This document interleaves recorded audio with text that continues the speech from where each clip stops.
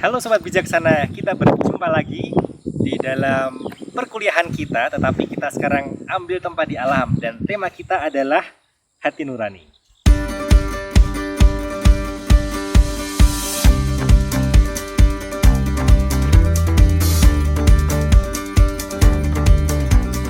Tapi kayaknya lebih asik kalau saya cari tempat dulu di sekitar sini, lalu nanti kita cerita-cerita, oke? Kayaknya di situ ada tempat.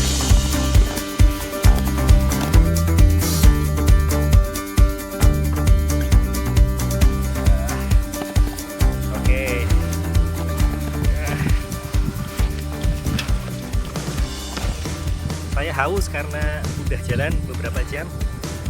Saya minum dulu deh.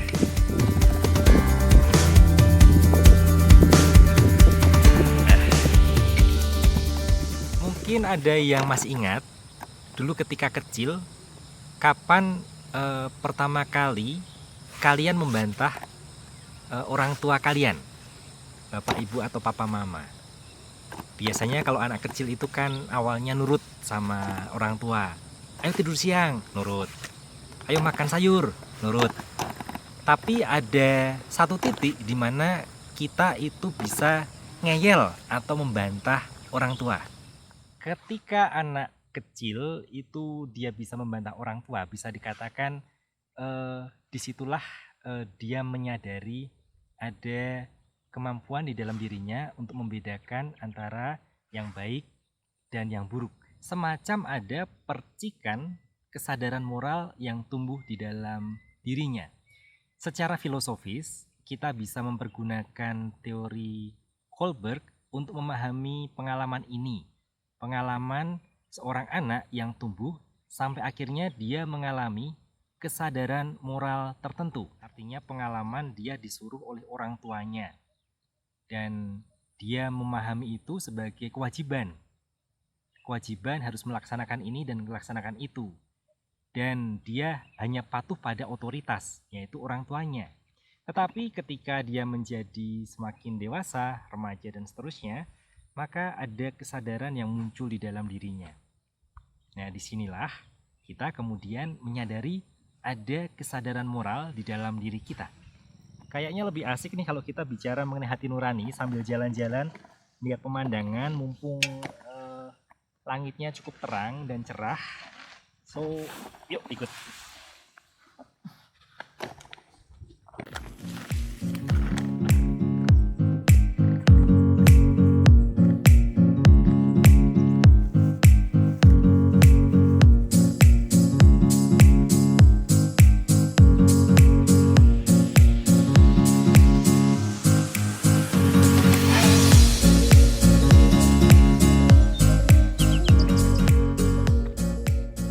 Sobat Bijaksana, di dalam pembicaraan mengenai hati nurani ini, kita akan membahas dua topik. Yang pertama, kita akan bicara mengenai hati nurani sebagai gudang nilai. Apa itu artinya? Nanti kita akan bahas pelan-pelan.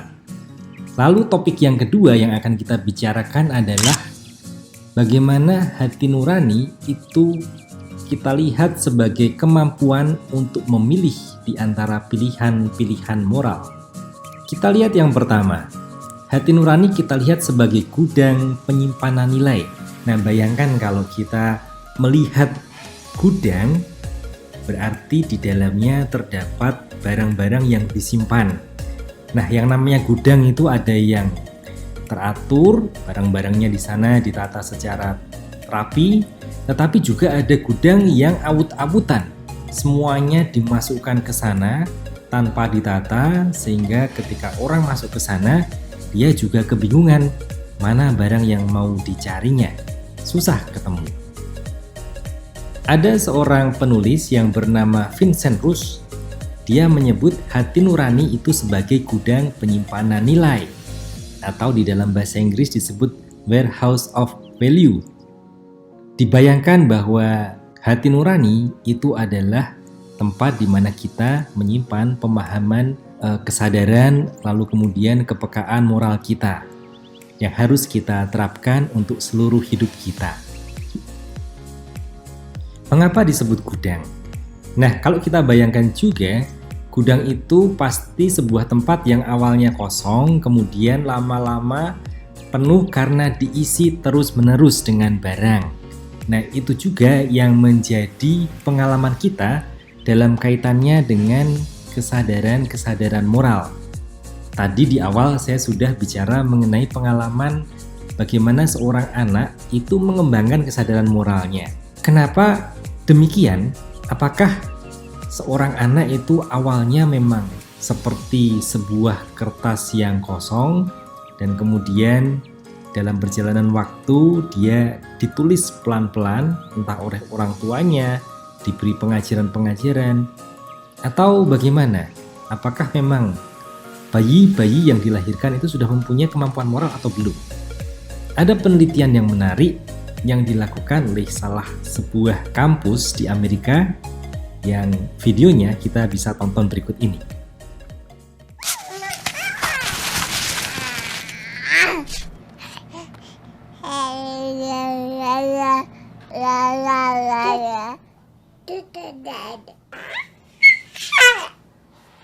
Is a human baby a purely amoral creature? Just a blank slate who learns from society to respond with compassion to suffering and with outrage to unfairness and injustice? Or is it possible that a baby understands right from wrong at the very start of his or her life? There's a growing body of scientific evidence to support the idea that perhaps some sense of good and evil is bred into the bone. I am Paul Bloom, a psychology professor at Yale University, and I'm part of a team exploring the moral life of babies. We're here at Yale University's Infant Cognition Center.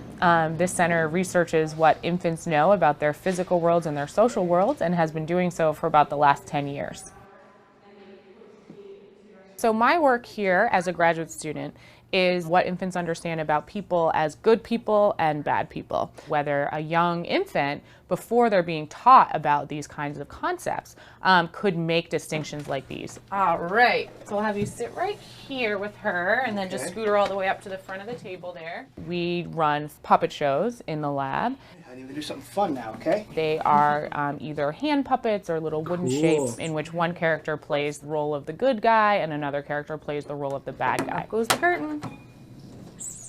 One puppet tries but fails to get to the top of the hill, sort of struggling and falling back down. On alternating trials, we show infants one character who comes and bumps the climbing character up the hill, and down goes the curtain. If you're ready, up goes the curtain. On another trial, we have a character who comes and bumps the character down the hill. Down goes the curtain. And up goes the curtain. Infants see that interaction sort of over and over again between 6 and 14 times. After they're sort of finished looking at it, when they're nice and bored, we simply ask them to choose between the two characters.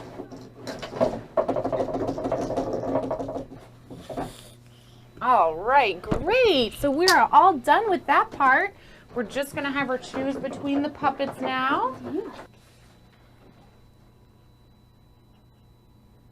That one.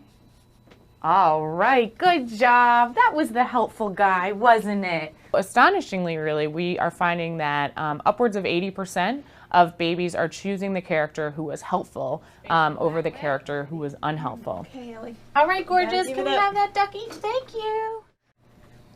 And up goes the In curtain. another of our tests is a character who has a ball, and he plays with his ball sort of happily, and then he drops his ball to one side of the stage or another. At the back of the stage, there are two characters, one of whom runs up when the ball goes over near him, grabs the ball, and gives the ball back to the character And who down dropped goes the it. curtain. On the other hand, the character on the other side of the stage, when he runs up, he grabs the ball and runs off stage with it. So we are just going to have her choose between the puppets now. Hey, which one do you like? That guy? Okay.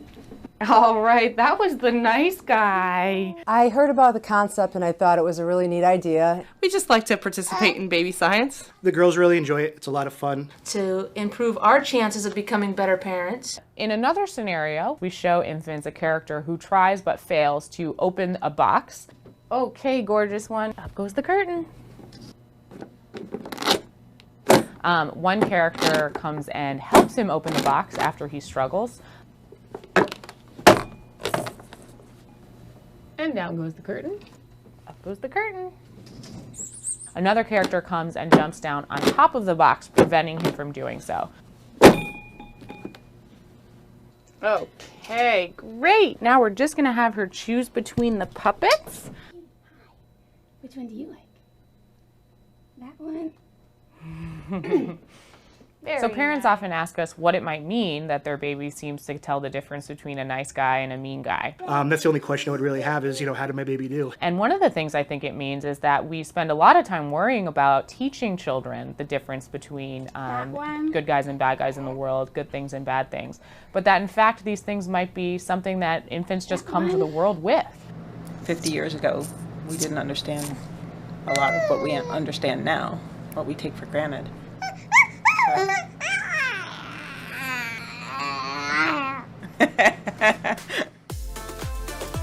Nah, cukup menarik ya videonya. Tampak bahwa sebetulnya bayi-bayi pun itu mempunyai semacam intuisi untuk menentukan mana yang benar atau mungkin yang tidak benar. Nah, di dalam perjalanan waktu, di dalam perjalanan seorang memunculkan kesadaran itu di dalam dirinya. Dan dia semakin mengerti mana yang baik dan mana yang jahat. Pada titik tertentu, dia membuat pilihan moral yang otentik. Artinya, yang tidak muncul karena diperintah oleh orang tuanya. Pada sebagian orang, gudang penyimpanan nilainya itu cukup rapi dan teratur. Namun pada sebagian orang lain, gudangnya acak-acakan, kacau, dan tidak teratur. Nah, ini adalah gambaran bahwa ada pribadi-pribadi yang mempunyai orientasi nilai cukup baik. Dia mengetahui keutamaan-keutamaan yang harus dia kembangkan. Tetapi ada pula sebagian orang yang mengalami kesulitan di dalam menemukan orientasi nilainya. Kadang-kadang dia ikut nilai yang baik, kadang-kadang tidak. Namun hati nurani itu juga tidak mati, seperti halnya gudang yang hanya menyimpan, menerima tumpukan-tumpukan barang. Tidak, hati nurani itu lebih dari sekedar kesadaran moral yang hanya ditumbuhkan tahun demi tahun. Tetapi hati nurani lebih dari sekedar kesadaran moral. Hati nurani itu bersifat praktis, artinya memberi petunjuk dan orientasi pada situasi konkret yang kita hadapi. Artinya, hati nurani harus terjadi pada saat keputusan-keputusan praktis harus diambil di sini dan saat ini. Hati nurani bukan cuma sesuatu yang tersembunyi di dalam pikiran-pikiran kita yang sedang istirahat. Kita harus membuat keputusan-keputusan praktis dan spesifik khusus mengenai banyak hal yang berbeda-beda. Misalnya, apakah hari ini saya harus membayar pinjaman atau mengambil persediaan dari kantor perusahaan di mana saya bekerja? Atau apakah saya harus melanjutkan perawatan medis untuk ayah saya yang memakan biaya banyak, sementara saya juga menanggung biaya studi untuk adik-adik saya.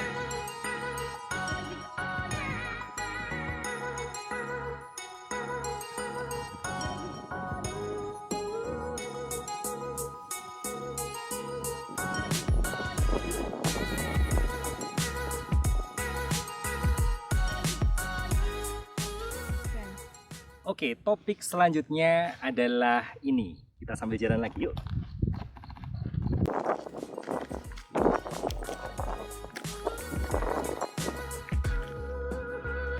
Topik yang kedua adalah hati nurani sebagai kemampuan untuk memilih. Hati nurani itu bukan sekedar perasaan bersalah atau seperangkat nilai-nilai dan tujuan-tujuan mengenai apa yang harus kita lakukan. Melainkan hati nurani itu adalah sebuah penilaian yang cermat dan teguh mengenai apa yang harus kita lakukan. Hati nurani itu adalah kesadaran yang telah sedemikian dikembangkan dari pengetahuan mengenai apa yang baik dan jahat secara moral. Jadi, hati nurani ini adalah semacam keterampilan yang sudah kita peroleh selama bertahun-tahun setelah kita menghadapi banyak pengalaman di mana kita menentukan mana yang baik dan mana yang buruk. Ini pasti dengan proses trial and error. Hati nurani juga diperoleh dari pengalaman-pengalaman tindakan, bagaimana kita menilai kebiasaan-kebiasaan dan kemudian kebaikan-kebaikan atau nilai-nilai moral itu bagaimana diwujudkan atau diterapkan dalam situasi yang amat sangat konkret. Oleh karena itu, mari kita masuk ke dalam topik yang lebih dalam mengenai deskripsi hati nurani.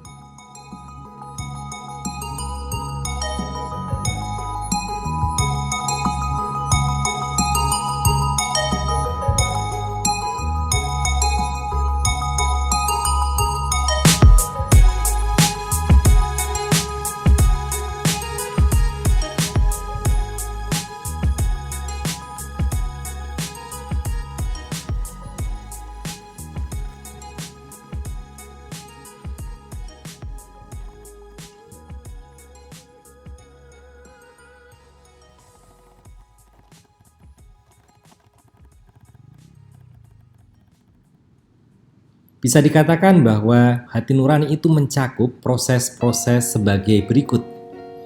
Proses yang pertama adalah proses mempertimbangkan. Mempertimbangkan ini adalah pertama-tama mengumpulkan informasi dan menetapkan opsi-opsi mengenai pilihan yang ada pada diri kita. Dan ini adalah langkah yang bisa dikatakan paling rinci di dalam pertimbangan hati nurani. Nah, langkah-langkah ini memiliki beberapa bagian. Yang pertama, tentu kita harus melihat realitas sebagaimana adanya. Dan yang kedua adalah kita menerima nasihat atau anjuran dari orang lain. Artinya kita meminta orang lain untuk memberi masukan kepada kita. Sehingga apa yang kita lihat tadi tidak semata-mata subjektif saja dari pihak kita, melainkan lebih objektif karena orang lain pun juga bisa memberikan penilaian. Sedangkan yang ketiga adalah mengingat pengalaman sendiri maupun orang lain. Nah, ini penting. Kita mungkin pernah mengalami hal-hal yang ada di masa lalu dan itu bisa menjadi referensi bagi kita. Kita juga bisa belajar dari orang lain, bisa belajar dari pengalaman orang lain. Dan kalau ini sudah terjadi, maka kita bisa memutuskan. Ada sesuatu yang menarik kalau kita melihat sejarah teologi moral Katolik. Pengalaman baik diri sendiri maupun orang lain itu adalah pengalaman yang penting dan bisa menjadi referensi bagaimana kita mengambil keputusan-keputusan moral yang ada di masa sekarang. Nah, bagaimana orang-orang Katolik itu belajar dari pengalaman masa lalu, dari pendahulu-pendahulu yang sudah meninggal mungkin. Di dalam gereja Katolik, selain orang berpatokan pada kitab suci sebagai orientasi moral, orang Katolik juga memandang bahwa tradisi itu adalah hal yang penting sebagai pertimbangan untuk mengambil keputusan moral. Di dalam pengalaman-pengalaman masa lalu, tentu saja ada konteks tertentu yang berbeda dengan situasi zaman sekarang. Tetapi banyak hal yang juga bisa sama, pengalaman di masa lalu dan pengalaman di masa sekarang. Dan kita juga bisa belajar dari pengalaman masa lalu itu. Maka para paus itu juga merujuk dokumen-dokumen para pendahulunya. Karena di dalam dokumen itu, pengalaman-pengalaman di mana orang mengambil keputusan moral itu diendapkan. Nah, yang namanya tradisi itu bukan hanya tulisan huruf-huruf semata, tetapi juga cara berpikir, cara bertindak yang diwariskan dan diturunkan turun-temurun. Nah, itu adalah hati nurani sebagai kemampuan untuk memilih. Nah, jadi kita sudah berbicara mengenai dua topik, yaitu hati nurani sebagai gudang nilai dan juga hati nurani sebagai kemampuan untuk memilih.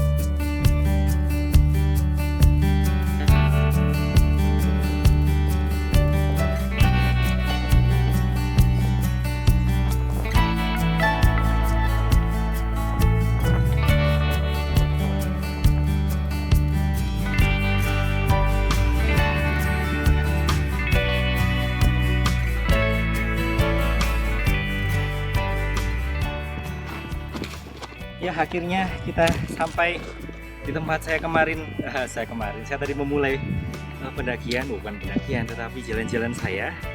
Dan kita selama perjalanan sambil melihat alam tadi sudah berbincang-bincang mengenai hati nurani. Memiliki hati nurani itu tidak cukup, tapi yang penting adalah memiliki hati nurani yang terasah. Oke sobat bijaksana, kita ketemu di dalam diskusi kita yang berikutnya. Sampai jumpa.